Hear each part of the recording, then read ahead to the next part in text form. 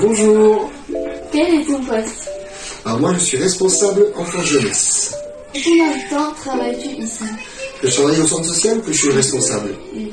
Que je travaille au centre social, ça fait depuis 1998 que je suis au centre social. Ok. Donc ça fait 25 ans. Quelles sont les activités proposées par le centre?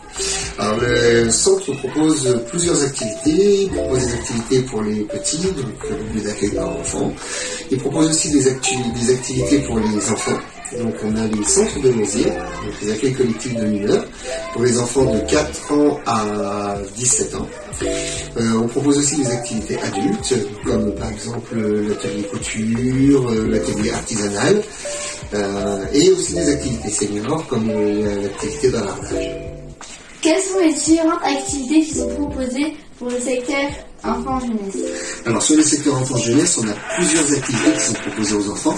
Donc comme je l'ai dit tout à l'heure, on a les accueils collectifs de mineurs, donc qui sont proposés pour les enfants de 4 ans à 17 ans. Donc ce sont les mercredis après-midi. Ensuite on a ce qu'on appelle le contrat local d'accompagnement à la scolarité.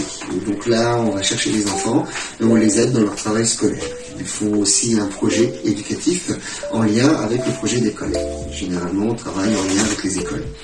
Ensuite on a ce qu'on appelle le local jeune. Donc le local jeune qui est ouvert tous les jours sauf le lundi de 16h30 jusqu'à 19h30. Là on accueille les jeunes qui ont à disposition une console de jeu, un baby-foot, une télé, un ordinateur à disposition, ainsi qu'un petit bar où sont vendues des boissons non alcoolisées, ainsi que des bonbons.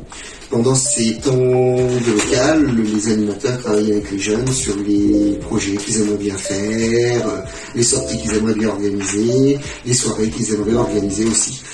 Ensuite, on a d'autres activités qui viennent en parallèle, comme par exemple l'atelier théâtre, le samedi matin, et les ateliers, comme on peut dire, les ateliers d'art plastique qui ont lieu le samedi après-midi.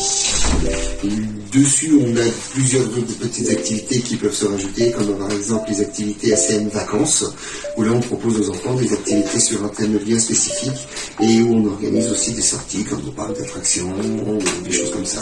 Pourquoi c'est le centre de loisirs des moucherons?